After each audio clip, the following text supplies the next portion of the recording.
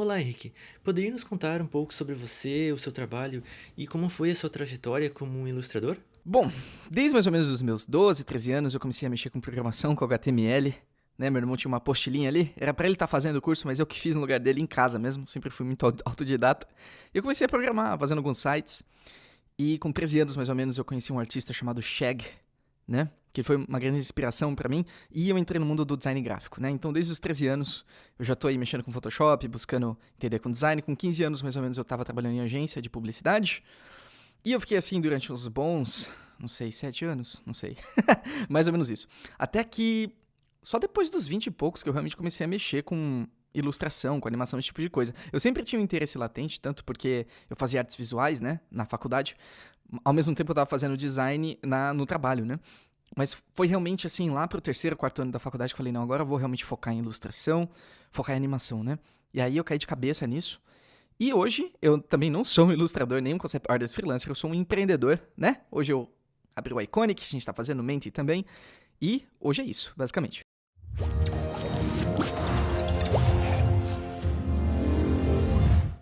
E o que seria o Iconic? O que incentivou a criá-lo? Basicamente o Iconic ele começou como um congresso online de animação e concept art, né, que a gente criou em 2015, e a gente criou com a intenção mesmo, com o intuito de ajudar os artistas do Brasil, principalmente do Brasil, né, a desenvolver a voz deles, a assim entenderem como artista e realmente conhecer esse universo gigante, né, que é da indústria do entretenimento, porque a gente sentia que existe uma carência, existe ainda uma carência muito grande de conteúdo de qualidade, ainda mais aqui no nosso país, né?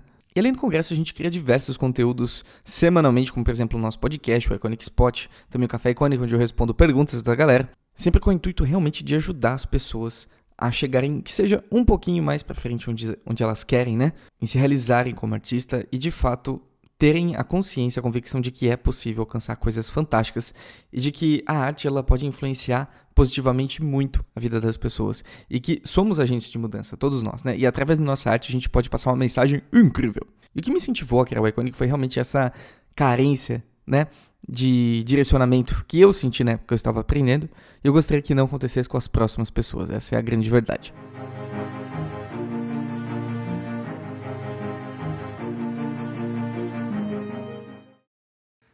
Na sua opinião, o que é necessário para ser um bom ilustrador?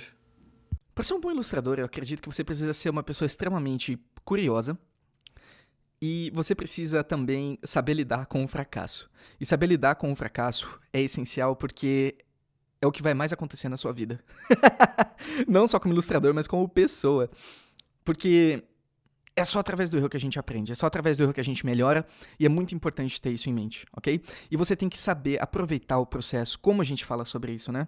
Aproveitar o caminho, porque a ideia de você ser um ilustrador não é você só ter um ponto de chegada, é você curtir a escalada, né? É você realmente.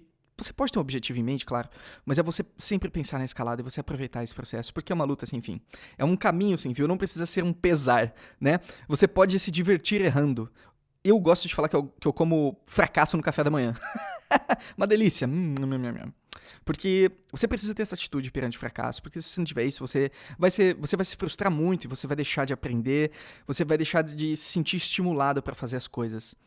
E eu acho que além de tudo isso que eu falei, é você ter uma vontade latente de contar uma história que faça sentido para você e que passe uma mensagem que de certa maneira traduza quem você é, o que é importante para você e pelo que você luta na sua vida em geral, sabe? Quais são as suas principais influências artísticas? Bom, eu comecei, bom, lá com meus 13 anos de idade, mais ou menos eu conheci o Shag, o Josh Eagle. Ele faz um trabalho em serigrafia fantástico. Ele me influenciou muito com aquele estilo bem dos anos 50, 60. Muito estilizado, né? É, acho que minha influência de cor principalmente veio dali. E conforme eu fui evoluindo, eu fui conhecendo outros artistas como o Dennis Hilber, que me influenciou muito. O Bob Shield, né, que eu já tive o prazer de conhecer pessoalmente. Um dos meus artistas favoritos de hoje, por exemplo, é o Daisuke Tsutsumi, que ele é fantástico. São Nilson, são tantos. São tantos. E cada dia essas influências, essas inspirações, elas vão se reciclando, né? Eu cito eles, mas tem vários outros que às vezes a gente só vê uma arte, a gente nem lembra o nome. Por exemplo, o Garrett Hanna. Muito legal. É só você assistir uns Iconic Spots que a gente faz, que acho que você vai ter uma noção de quais são as nossas maiores influências, né? Como você encontra a criatividade para produzir personagens tão ricos, com tanta personalidade e distintos um do outro? Como é esse processo de criação? Eu acho que sempre vem de uma intenção de fazer algo que eu nunca vi antes. Uma intenção de fazer algo que transmite exatamente quem eu sou, sem medo de agradar os outros. Eu acho que isso é importante. Eu faço algo, de fato, pra eu dar algumas risadas. Essa é a verdade. Eu gosto de fazer as coisas de uma maneira que eu me divirta fazendo. Então, acho que o segredo é se divertir. Né? Eu acho que o resto é meio que consequência. Exige muita coragem pra você fazer as coisas de um jeito diferente. E eu acho que muitas vezes as pessoas elas optam por um caminho mais seguro porque já foi validado externamente, né? Por exemplo, uma coisa que a gente até discutiu no Iconicast do Hugo Richard, sobre como as pessoas elas procuram fazer coisas que já são validadas como bem-sucedidas, com medo de ser julgadas por fazer algo totalmente diferente, né? Então é necessário um pouco de ousadia. E com um pouco de ousadia você consegue fazer coisas incríveis. Em relação ao meu processo de criação, ele não é nada fora do comum, né? Geralmente eu começo pelas silhuetas, das silhuetas eu vou pra uma linha, e como eu nunca faço personagens com line art final, eu geralmente vou pro shape, seja vetorial ou não, e jogo as cores, que é uma das partes que eu mais me divirto, e ali eu vou fazendo meus tweaks, minhas mudanças, e é mais ou menos assim. Quais são as suas ferramentas, instrumentos e acessórios essenciais usados em seu trabalho? Bom, acho que minha principal ferramenta é minha cabeça e o meu coração. Eu sei que é uma pergunta extremamente abstrata, mas eu não gosto de atribuir instrumentos e ferramentas a algo que influencia tanto no processo criativo. Lógico que seria muito penoso fazer as coisas com um mouse, por exemplo. Então, sim, eu tenho uma tablet pequenininha, minha bambu que eu uso há mais de, sei lá, 7 anos. Nunca troquei de instrumento, porque uma espada não é nada sem um samurai, né? Então a gente não precisa focar na espada, a gente tem que focar no samurai, a gente tem que focar internamente na gente e aprimorar como pessoa, porque, sinceramente, o meio que você faz as coisas não importa tanto. O que importa realmente é a sua mensagem, a história que você tá querendo passar. E bom, eu preciso ser muito compacto porque eu tô viajando o mundo, né? Então, o mínimo possível. Eu tenho um notebook de 13 polegadas, que eu uso também há mais de 4 ou 5 anos, onde eu já fiz tudo da minha vida. E essa tablet, essa é a verdade, é só isso. Assim, claro, e Photoshop, Illustrator, blá blá blá.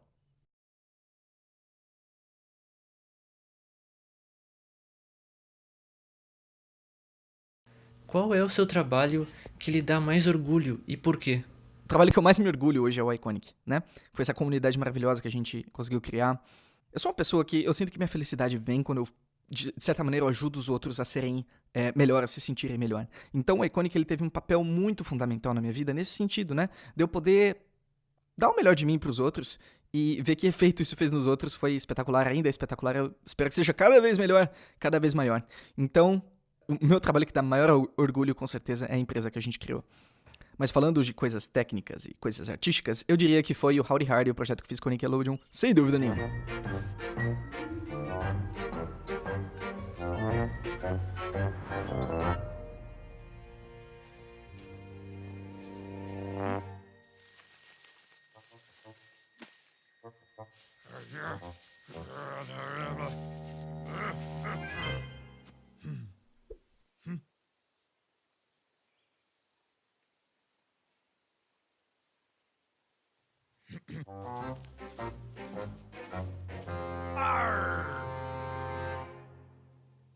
Howdy.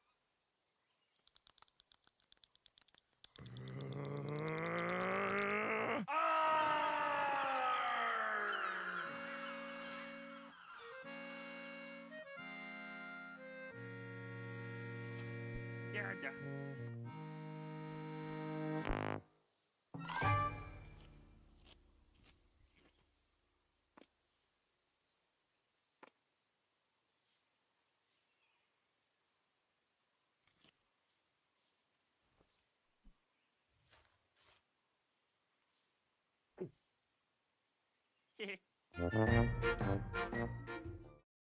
A animação Hardy foi o trabalho que abriu as portas para a Nickelodeon, certo? Como foi produzir esse projeto sozinho? Sim, com certeza, o Hardy foi o que abriu as portas pra Nickelodeon, né? Produzir esse projeto sozinho foi muito difícil, desafiador. Eu pensei em desistir muitas vezes, porque demorou praticamente 11 meses pra se fazer uma animação de 2 minutos. E aí você pode falar, Henrique, você é doido? Você vai ficar 11 meses pra fazer uma animação de 2 minutos, né?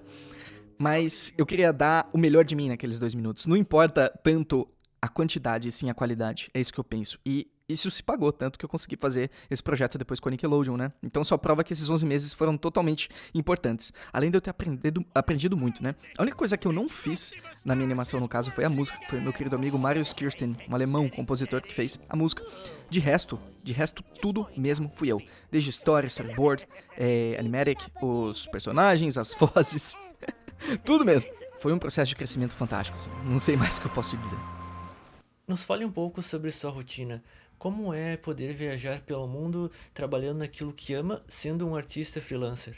Bom, acho que é legal a gente começar deixando muito claro que eu não sou um artista freelancer. Eu sou um empreendedor. Eu tenho uma empresa, eu gerencio uma empresa que tem funcionários e tudo mais. Então hoje eu não tenho um papel especificamente de artista, profissionalmente falando. A arte se tornou um hobby pra mim. E tá tudo bem, de verdade. Porque eu ainda faço algo que eu amo, que é ajudar os outros. E ajudar os outros na arte. Então não consegue ficar melhor, né?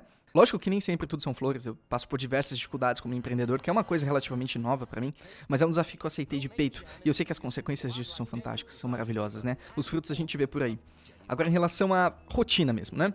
Eu sou uma pessoa que gosta muito da manhã, às vezes eu tenho certos problemas, desavenças com ela, mas com certeza a manhã me traz muitos sentimentos bons. E o legal de estar viajando o mundo, né? A gente fica basicamente um mês em cada país. Atualmente a gente está em Berlim, na Alemanha. É que você respira a novidade o tempo inteiro. Você respira novas culturas e sua mente, ela expande de um jeito que você não acredita, né? Porque quando você se coloca em ambientes totalmente fora da sua zona de conforto, você se força a ser melhor. Você se força a ser diferente, principalmente. Você se força a pensar de um jeito diferente. Você acaba percebendo que o mundo que você vivia era uma bolha. E que ele é muito mais do que você acredita. Que as possibilidades são infinitas, essa é a verdade. Eu pensei que eu ia ter mais dificuldades, na verdade, de trabalhar e viajar ao mesmo tempo, mas não. A verdade é que a maioria do meu tempo ele não é nada excitante, tá? Eu passo aqui sentado, com o popô na cadeira, trabalhando. E quando dá tempo a gente sai pra passear e conhecer alguns lugares. Mas isso é exceção. Mas só da gente estar aqui já é tão fantástico, de poder conversar em outra língua, ver outras culturas, isso é espetacular. Então, minha fase de adaptação foi super tranquila, consigo conciliar de uma maneira maravilhosa e não me sinto mal de não conhecer as coisas. Caso não dê tempo, né? Tanto que é por isso que a gente fica um mês em cada lugar. Pra que a gente faça as coisas com calma, né? Você já passou por algum momento difícil em sua carreira artística? Como o superou? Claro, Vini. O que a gente mais passa é momentos difíceis na carreira. Porque sem momentos difíceis a gente não cresce. Essa é a verdade. Enquanto a gente tiver receio de transpor barreiras, a gente não sai do lugar. Toda mudança oferece resistência, e é muito interessante ter isso em mente, porque se você achar que se as coisas estiverem fáceis demais, é bom que você comece a desconfiar, porque a verdade é que você não tá crescendo, ou você tá num ambiente tão confortável que isso não te ensina mais nada.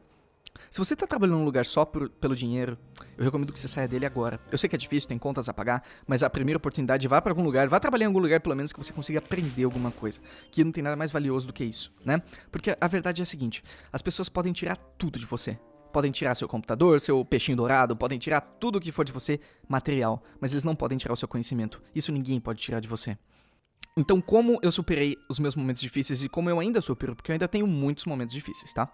Eu tento sair um pouco de dentro de mim, eu tento observar as coisas de maneira mais expansiva, eu tento sair do meu corpo, literalmente, assim, e ver o que tá acontecendo, observar a situação de fora, né?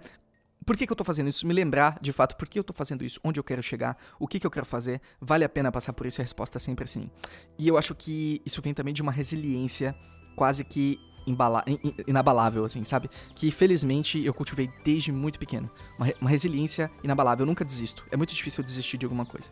Isso é uma coisa que a gente aprende na vida tomando soco, tomando porrada. E cada dificuldade ela vem pra te engrandecer. E a verdade é, se você não enfrenta um problema de cara quando ele se apresenta pra você, ele vai voltar depois, e vai voltar pior. Então é bom que você enfrente seus problemas, que você não ignore eles. E não tenha medo de enfrentar eles, porque eles representam uma oportunidade. Se você encarar os seus erros e as suas dificuldades como oportunidades de ser melhor, você para de encarar isso como um fardo. Você encarar isso como algo natural ao processo, é simplesmente natural ao processo. Negar isso é pedir pra não crescer, basicamente.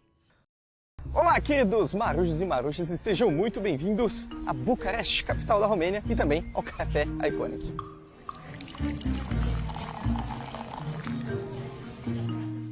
E dentro aqui do Carl Park, excelente lugar, vamos para a nossa primeira perguntinha sem delongas de Francisco José. Capitão, consegui desenvolver um estilo, porém muitos amigos disseram que é muito parecido.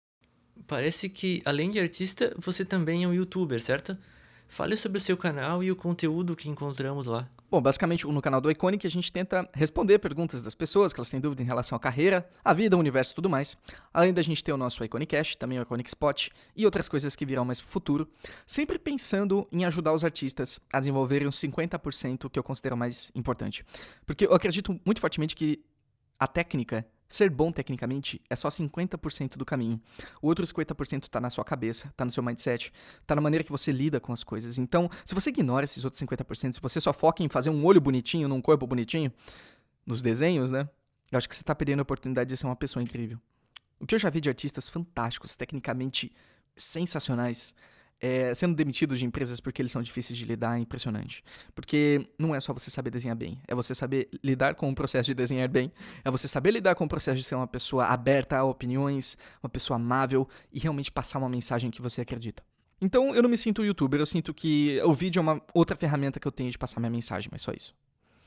Henrique, você teria alguma mensagem ou conselho para a nossa turma de calouros em artes visuais? Não dependam da faculdade pra mecas de pitibiriba, não dependam da faculdade pra nada. Não terceirize a responsabilidade de aprender pros seus professores. Eles não vão poder te ajudar se você não se ajudar. A verdade é que você tem que buscar as coisas por conta própria. Então para de ser preguiçoso, taca essa bunda suada na cadeira e vai trabalhar, ok? Por conta própria. O Google tá aí pra responder todas as suas perguntas, não espere por ninguém tirar suas dúvidas. Tire suas dúvidas você mesmo, porque você já é grandinho, você já é grandinha.